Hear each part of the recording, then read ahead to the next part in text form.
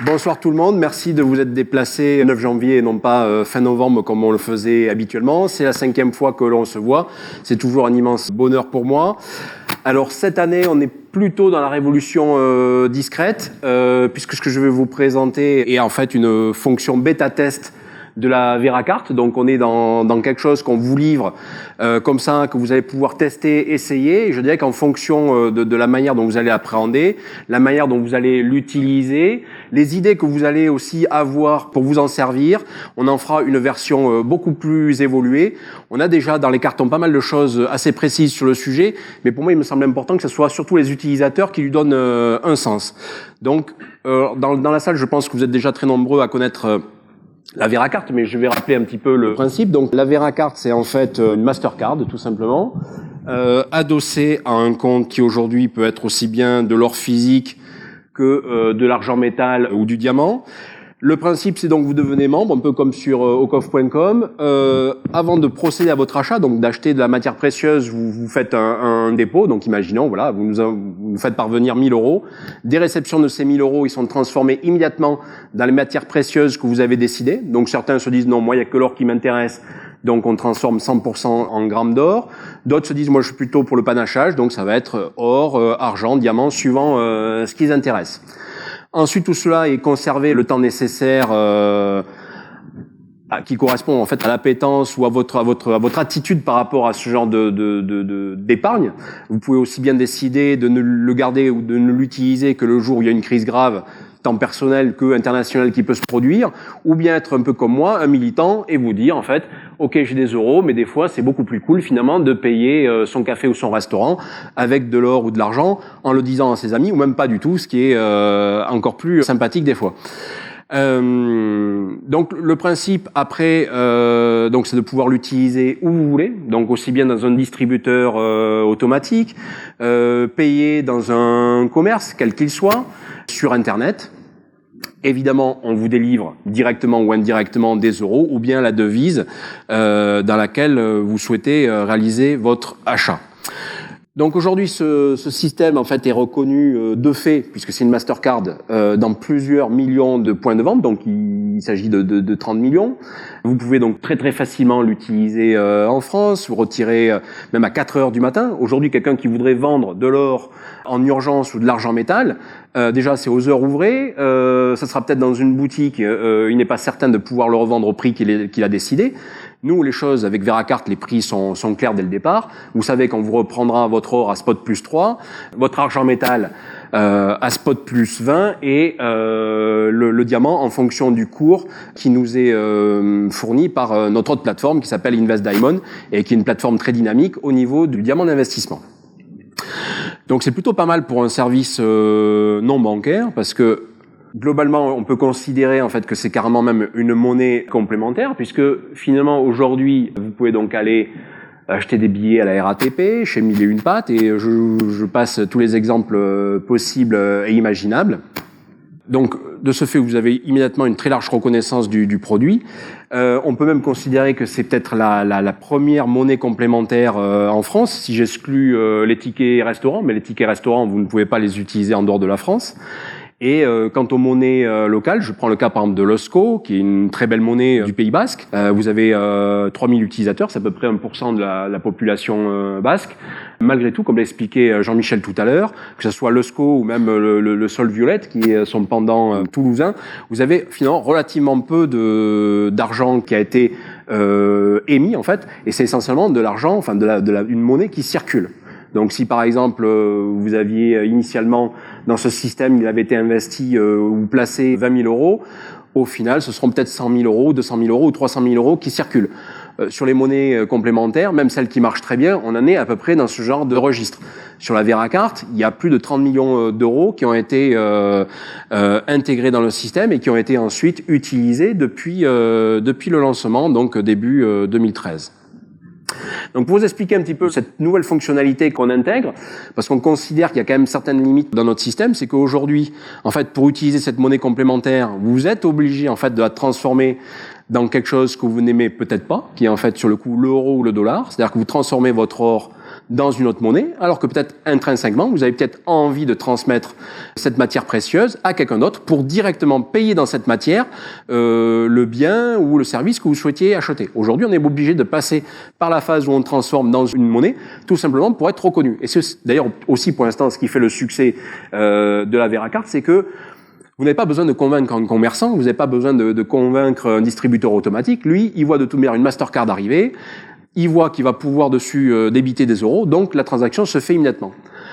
Si on veut rentrer dans la logique de ce qu'on a évoqué depuis tout à l'heure, il faut aller plus loin, et il faut qu'il y ait une reconnaissance directement au niveau de cette matière. Donc je vous donne l'exemple de Pierre, qui a vu une cafetière en émail à 10 euros sur Le Bon Coin, il est très très intéressé, il a envie de l'acheter.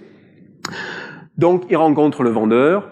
Donc, Pierre va dans la maison de vacances du vendeur. Le vendeur a décidé de passer à une machine à capsules. Grand bien lui en fait. Pierre, lui, soutient mordicus qui veut acheter cette cafetière. Le deal va se faire. Sauf que pour Georges, il y a juste un petit souci. C'est que Pierre, lui, il a envie de payer avec le nouveau système Veracarte que l'on vient de mettre en place, qui est en fait une fonction envoyée. Donc Pierre, au préalable, vérifie qu'il a un solde suffisant sur sa Veracarte. Donc pour ceux qui ne le savaient pas, aujourd'hui, quand vous allez sur www.veracarte.com depuis un smartphone, vous accédez à une version mobile qui vous permet d'avoir les choses un peu présentables, un peu lisibles, qui vous permettent immédiatement de connaître le solde de votre compte et ce que vous pouvez en faire et la répartition en matière précieuse. Donc il se rend compte qu'il a suffisamment. Le problème, c'est que Georges s'interroge et il lui dit « Mais pourquoi ne pas payer en euros ou en dollars ?» Et la réponse magnifique de Pierre, c'est de dire « Oui, mais pourquoi vous consommez bio et pourquoi vous voulez rouler en voiture électrique ?» Et en fait, la réponse de Pierre veut dire une chose, c'est que aujourd'hui, qu'est-ce qui pousse les gens à consommer bio ou à vouloir essayer de rouler en électrique? C'est qu'on a un sens commun qui dépasse le simple fait d'acheter peut-être les fois les choses moins chères ou d'acheter des choses qui sont pratiques. Des fois, on a envie aussi de donner un sens à sa vie.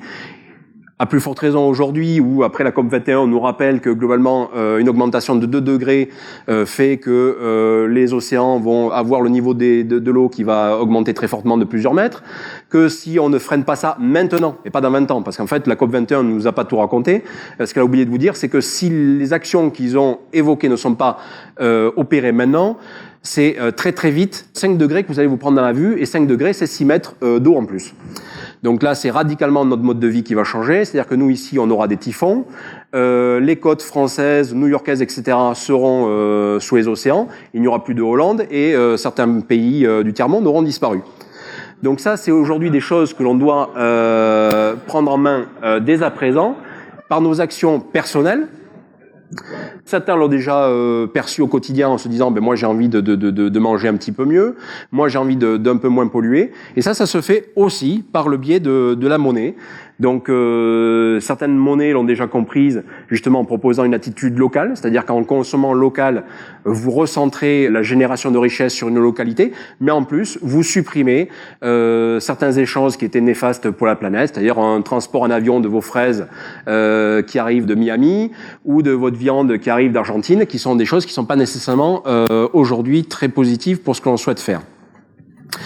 Bon, Georges, ok, il a à peu près compris, mais c'est pas pour autant qu'il a envie de suite de franchir le pas, donc il a besoin d'un peu plus d'explications. Donc Pierre lui explique certaines choses, et notamment le fait qu'en Europe, maintenant, vous allez pouvoir être ponctionné sur vos comptes alimentés de plus de 100 000 euros, des valeurs excédentaires, et là je dirais c'est à la discrétion des autorités compétentes, que ce soit donc une banque en faillite ou les États, parce qu'ils considèrent qu'aujourd'hui, vous êtes potentiellement la troisième personne à pouvoir rembourser votre banque qui est en faillite.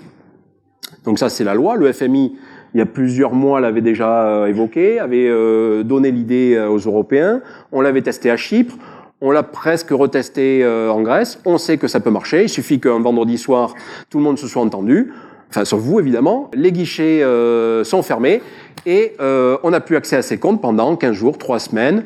Voilà, c'est ce qui s'était passé à Chypre. Et tous les comptes au-delà de 100 000 euros avaient été ponctionnés de plus de 47%. Et donc ça, c'était la répétition. Ensuite, une chose importante à rappeler, mais là je sais que bon, vous connaissez déjà tout ça par cœur, c'est que 85% de notre monnaie est une monnaie dette. C'est-à-dire c'est une monnaie qui n'est créée que lorsque vous allez voir votre banquier et que vous décidez de créer, de vous lui demander un crédit. Donc à ce moment-là, vous obtenez votre crédit et la monnaie correspondante a été créée. L'opération inverse est importante à noter, c'est que lorsque vous, au fur et à mesure que vous remboursez ce crédit, la monnaie correspondante est détruite. Alors là, je vais vous refaire encore un petit épisode par rapport à la COP21. On nous explique qu'on va devoir rentrer en décroissance. Alors la décroissance, ça veut dire quoi? Ça veut dire qu'il va y avoir potentiellement de moins en moins de crédits, ou en tout cas, ceux qui étaient en cours vont de plus en plus se faire rembourser. Ça veut dire qu'il va y avoir de moins en moins de monnaie. De moins en moins de monnaie, assez basiquement, ça va se transformer en déflation. La déflation, c'est ce qu'il y a de pire. C'est-à-dire que globalement, les gens se décident à ne plus acheter parce qu'ils se disent bah non, demain ça sera moins cher. Ça veut dire que ça bloque l'économie, il n'y a plus d'échange de richesses, plus rien ne circule, on reste sur son compte à soi et rien ne se passe. C'est exactement ce que les Japonais vivent depuis le début des années 90, ils n'en sont toujours pas sortis. Et c'est ce qui nous pend au nez de manière très mécanique. Et c'est la raison aussi pour laquelle vous avez eu la première partie sur l'énergie, c'est que vous avez vu que les différents pics, on les a déjà franchis. Ça veut dire qu'on est maintenant sur l'autre versant de la colline. Et cet autre versant de la colline, donc un versant de décroissance, il va falloir savoir le gérer, et autrement que par du crédit, autrement que par de la dette, et donc autrement que par les monnaies que l'on connaît aujourd'hui. Donc il faut commencer un petit peu à prendre nos habitudes. Et les monnaies complémentaires rentrent dans cette dynamique. Autre point intéressant par rapport aux monnaies complémentaires, et j'inclus aussi dans les monnaies complémentaires sur le coup le Bitcoin, parce que lui aussi, de manière assez drôle, on a ce ratio de 7. En fait, j'ai fait personnellement le calcul, mais j'y retombe pareil. Quand vous êtes sur de l'euro, globalement, il se crée à peu près 2,4 fois plus de richesse le temps que la monnaie qui a été émise en question disparaisse. Donc voilà, 1 euro a été émis. Globalement, il va créer 2,4 euros de richesse. Vous émettez un sol violette, un Nusco, un Bitcoin, ou à plus forte raison un Kim Gower qui lui, au-delà de ça, il n'est pas à 7, il est à 12. On crée donc 7 fois, 10 fois, 11 fois, 12 fois plus de richesse. C'est d'ailleurs la raison pour laquelle, finalement, Jean-Michel prenait l'exemple tout à l'heure, finalement, il n'y a que 20 000 sols violettes qui sont en circulation, mais ils ont suscité des centaines de milliers d'euros, en fait, de transactions et de génération de richesse. Et ça, c'est un point fondamental. C'est qu'aujourd'hui, en fait, le problème des monnaies, c'est que l'euro, c'est une monnaie qui veut, en fait, à la fois tout faire, et à vouloir tout faire, on fait plutôt tout mal. C'est-à-dire que c'est une monnaie qui, à la fois, est une monnaie d'échange, une monnaie d'unité de compte, mais c'est aussi une monnaie de thésaurisation. Et donc, la thésaurisation, ça vous intéresse, vous, pour votre livret A, pour votre haut coffre, etc. Mais limite, vous, ce n'est rien. Ça intéresse aussi, surtout, toute l'industrie de la finance, qui elle a décidé justement qu'en utilisant ça, alors par des biais beaucoup plus simples que le simple fait de déposer de l'argent sur un compte, c'est de l'effet de levier, c'est plein de choses comme ça, qui en fait transforment cette monnaie et en font autre chose que ce pourquoi elle était dédiée à la base. Donc, juste une petite aparté, les périodes les plus riches de l'humanité sont des périodes où on avait en même temps plusieurs monnaies. Il y avait une monnaie officielle, une monnaie d'État, qui souvent servait entre les seigneurs, entre les pays, et des monnaies locales. Les cathédrales n'existeraient pas si des monnaies locales dans chaque ville n'avaient pas existé. Parce que franchement, qui était capable de payer quelque chose qui, entre guillemets, ne venait de l'envie ou du besoin que des catholiques qui étaient prêts à aller dans ces églises. Et donc c'est vraiment les monnaies locales qui ont permis, par justement ce système de fonctionnement et de consommation locale, en fait de payer des artisans qui ensuite allaient dépenser leur monnaie locale dans, je sais pas, une boucherie ou un vendeur de bière, etc., dans la même ville. Alors, je vais vous montrer un extrait d'une vidéo qui va vous expliquer ce concept. Un des problèmes qu'on a avec la monnaie, en fait, c'est que souvent on voit la monnaie comme un stock, en fait. Et cette vision de voir la monnaie comme un stock, en fait, ça ampute une partie importante de ce qui est réellement la monnaie. Et pour bien comprendre ça, je vais vous faire un jeu, vous allez voir, c'est très simple. On va imaginer qu'on est une nation, ok, et on va, vous savez qu'une nation, elle mesure sa richesse, en fait, vendue, avec un indicateur qu'on appelle le PIB. Et le PIB, en fait, ça représente un peu toutes les productions vendues pendant un an dans une monnaie en cours, dans une zone économique. Donc on va imaginer qu'on est une nation, et là par exemple, ça c'est notre PIB, pour l'instant il est vide, il est égal à 0, il n'y a rien dedans. Et on va imaginer que chacun d'entre vous, vous êtes des consommateurs-producteurs dans cette nation, et vous produisez un bien par an. Et le bien que vous produisez, en gros, il vaut 1 euro, hein, pour que ce soit simple. On va imaginer que c'est vos stylos. Tiens, vous avez des stylos, on va utiliser vos stylos.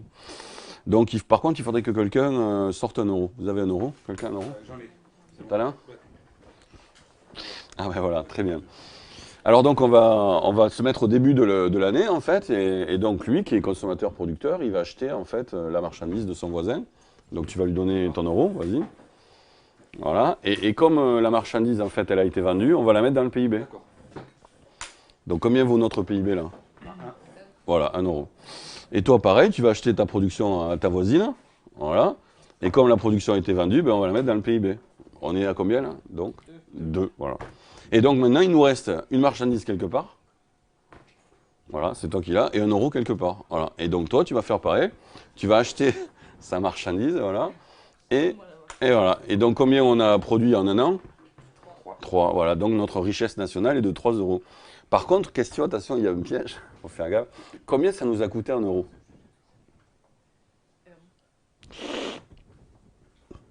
Regardez bien en fait. Qui c'est qui a l'euro? Et c'est pas lui qui l'avait au début? On lui a rendu son euro. Donc combien ça nous a coûté 1 euro? 0. Ouais. On a produit 3 unités de richesse et ça nous a rien coûté 1 euro puisque celui qui l'a mis en circulation l'a récupéré.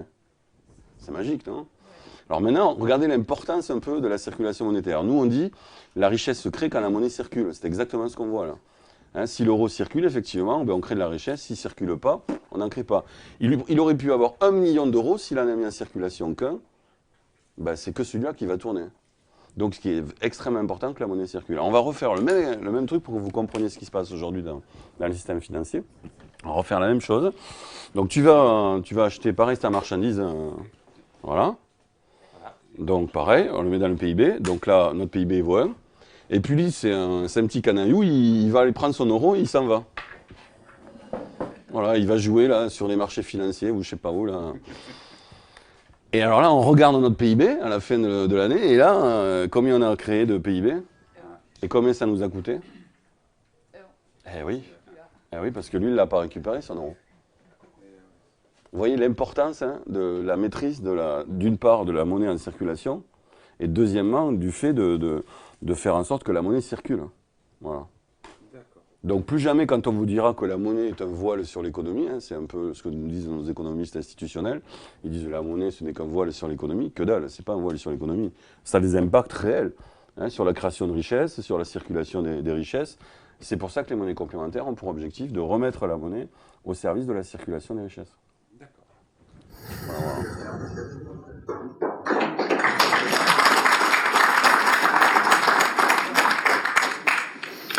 Frédéric Bosquet étant un des cofondateurs du Sol Violette, et là il était en train d'expliquer aux fondateurs de l'ESCO justement les principes de base des monnaies essentiellement locales, mais je dirais monnaies complémentaires de manière générale. Donc c'est la raison pour laquelle il est important donc de penser local, parce que cette richesse supplémentaire générée par l'usage de ces monnaies, avec ce que je vous ai évoqué tout à l'heure, doit servir l'humain en fait. Donc localement, ce qui n'est pas nécessairement le cas des euros et des dollars, ça va être bon pour l'emploi, c'est bon pour la planète, et je vous explique juste après pourquoi. C'est parce que 97% des transactions en monnaie officielle aujourd'hui circulent dans les sphères spéculatives. Ça veut dire que globalement, uniquement 3% de vos euros, de vos dollars n'ont d'utilité dans votre vie. Donc il est très simple en fait d'imaginer que ces 97% donnent le tempo de tout le reste. Donc, comment avoir confiance dans une monnaie qui aujourd'hui a des règles du jeu, a des règles de monopoly qui sont créées dans autre chose que dans le commerce du coin qui va vous vendre vos 200 grammes de beefsteak, ou bien chez votre médecin ou chez votre avocat. Alors, donc Georges finalement a été convaincu avec les arguments massus de Pierre. Et donc là, on rentre vraiment dans les aspects très pratiques. Donc, on continue sur la web application de la Veracart. Il a cliqué sur un petit bouton avec un symbole de cadeau. Et là, il saisit donc une valeur, puisque cette cafetière valait 10 euros. Il rentre nom et prénom. Il saisit l'adresse email. Il envoie. Et en temps réel, Georges reçoit un email. Donc l'autre téléphone, lui, il est plutôt Samsung, il n'y a pas de souci. Il reçoit un email qui indique donc qu'il a reçu 0,279 grammes pour une contre-valeur d'environ, de même carrément 10 euros. Évidemment, si le cours change, ces 10 € n'auront plus tout à fait la même valeur. Donc les grammes resteront, mais la valeur aura changé. Donc il est important que cette transaction puisse s'opérer dans les 15 minutes qui suivent. Donc Georges décide d'accepter. Et après avoir donc très rapidement rempli un formulaire, se retrouve donc crédité toujours de ces 0,279 grammes pour une contre-valeur de 10 €. On n'a pas fait appel au système bancaire. Tout ça est resté au sein de notre système, voulant dire au passage que donc les transactions étaient gratuites pour l'un et pour l'autre. Et vous avez fait le bonheur de Georges et de Pierre et peut-être un peu moins de votre banquier. Donc les frais, donc sur le coup 0 €, 0% pour les deux parties. Et comme on a décidé donc de booster ce système, en fait, Georges, dans ce cas-là, n'aura même pas à payer l'abonnement de 40 € que l'on a habituellement pour 3 ans. Ça lui est offert, ce qui fait que pour quelqu'un qui découvre ce genre de système, il a 3 ans pour décider de ce qu'il fera de ce genre de don qu'il a pu recevoir. Donc il peut tout à fait décider de l'offrir à quelqu'un ou de payer lui-même un service. Et donc, avec ça, on a les bases d'un système assez viral. D'ailleurs, Georges, de suite, en voit l'intérêt, parce qu'il a un ami à Lausanne qui bosse pour Nestlé, et il lui parle de ce service. Et là, sur le coup, son ami lui dit « Ah, mais moi, je connais Veracart, j'ai déjà ma Veracart. » Alors là, c'est encore mieux, parce que sur notre système, donc là, on est sur l'interface web, c'est encore plus simple. Il rentre directement le pseudo public de son contact, et l'envoi est immédiatement réalisé. Là aussi, de l'autre côté, la personne doit accepter, et c'est le même principe. Donc cette même personne pourra, si elle veut, l'offrir à son fils ou à un voisin à qui il achète autre chose, etc. Alors sur ce genre de service, si vous commencez un petit peu à réfléchir, vous vous rendez compte que les potentiels sont vraiment énormes. Donc sur quoi nous on a envie de travailler en 2016, c'est notamment la gestion de groupe, puisqu'on considère que le groupe est quelque chose d'assez fondamental autour de ce genre de concept. Donc très rapidement, on peut mettre en place un système de collecte de dons pour une association, le soutien à une cause ou une œuvre caritative, une cagnotte sans frais. Pour information, aujourd'hui, vous voulez utiliser une cagnotte online pour collecter des fonds, c'est très rapidement entre 2, 3 et 4%. Là, c'est 0%. Une liste de mariage, des paiements groupés. N'oubliez pas qu'on est sur le service Veracart, donc cela veut dire qu'à un moment donné, vous avez quand même une Veracart qui va être émise et qui vous sera délivrée. Ça veut dire que cette liste de mariage, vous allez pouvoir éventuellement l'utiliser dans un commerce qui, lui, ne reconnaît peut-être pas l'or ou l'argent ou le diamant de Veracart, mais qui reconnaît bien les euros. Donc à ce moment-là, vous pourrez l'utiliser dans ce commerce. Mais on ne s'arrêtera pas qu'à ça, et je vais vous en parler juste après. Peut-être que cette liste de mariage, vous pourrez peut-être la dépenser dans un commerce partenaire qui, lui, reconnaîtra de manière native les matières précieuses que vous avez, et dans ce cas-là, vous allez être complètement dans cet univers de monnaie complémentaire dont on a parlé, et on n'utilise finalement plus du tout les euros. Donc ensuite, je parlais de paiement groupé. Aussi mettre en place des systèmes d'offres, de programmes de fidélité. Là, ce serait plus pour des entreprises qui souhaiteraient s'associer à ce genre de système. Alors évidemment, là aussi, mais je pense que vous l'aviez déjà en tête, on pourrait tout à fait s'en servir pour offrir à des enfants, pour commencer à capitaliser sur quelque chose qu'ils pourront utiliser à partir de 16 ans, ou en tout cas quand ils seront majeurs. De manière très simple, parce que nous, on sait déjà le faire avec nos pièces, donc à plus de forte raison, on peut le faire avec un système informatique. Là, c'est juste le temps qui nous a manqué, mais ça peut être très rapide à mettre en œuvre. C'est un système de paiement, en fait, avec des QR codes. Donc, plutôt que d'envoyer un email ou remplir un formulaire, vous faites directement flasher par votre correspondant un QR code et immédiatement, la valeur est transmise sur l'autre portefeuille. C'est ce qu'on commence à voir aujourd'hui avec certains systèmes de wallet. C'est ce que moi j'ai utilisé l'autre jour en Chine avec un système qui s'appelle WeChat, qui marche extrêmement bien. Et WeChat, c'est vous prenez ce que je vous présente et vous le mélangez par exemple avec WhatsApp, Facebook ou des systèmes d'email. Et en fait, vous avez un système de communication Internet qui vous permet directement de payer dans des boutiques. C'est-à-dire que c'est un wallet que vous alimentez et qui va vous permettre de payer directement dans des boutiques. Donc je dirais que l'évolution de WeChat, c'est d'accepter directement notre système Veracart pour pouvoir payer avec de l'or, de l'argent ou du diamant, peut-être dans une boutique en Chine ou partout dans le monde. Évidemment, un système multilingue, parce que la vocation de ce genre de principe, c'est de pouvoir s'étendre assez rapidement et un peu partout. Vous allez pouvoir offrir ou envoyer des matières précieuses vers des pays. J'imagine notamment par exemple l'Afrique, où vous prenez par exemple un Western Union qui est de suite à 8%, là il y a 0%. Donc évidemment il faut que ensuite la personne qui est destinataire puisse, pour pouvoir le faire sans frais, l'utiliser auprès d'une personne ou d'un partenaire boutique qui lui-même les accepte. Alors, c'est la raison pour laquelle nous, on va essayer de bâtir des partenariats. On est déjà un petit peu dessus des approches avec certains grands acteurs français. L'idée, c'est que quand vous irez utiliser votre Veracart dans ce genre de boutique, vous auriez une sorte de cashback qui en fait serait une sorte de remise offerte par la boutique dans laquelle vous êtes allé faire vos emplettes et qui vous recréditerait en matière précieuse par rapport au prix initial que vous aviez payé sur votre achat. L'intérêt de ça, c'est que nous, dans cette logique, on a envie aussi de rentrer dans cette initiative globale qui fasse que vous soyez plus incité à aller vers des commerces ou des services qu'on aurait un petit peu choisis pour vous et qui vous permettraient d'être raccord avec votre envie de préserver un petit peu la planète et d'améliorer à la fois localement et globalement les choses. Et ça commence par votre consommation. Donc finalement, Pierre est ravi de sa cafetière. Pour garder un bon contact avec Georges, il a décidé d'acheter sur le site de l'éditeur du livre, donc le livre de Jean-Michel. Georges l'a reçu, c'est le livre que vous avez tous en main et qui vous a été offert par Rocoff.com. Et je vous en souhaite une excellente lecture. Et dedans, vous aurez en fait vraiment en détail des concepts sur lesquels nous on s'appuie pour vous présenter cette version bêta. Et je peux vous garantir que ce n'est vraiment que le début de l'idée, mais il faut bien commencer par quelque chose.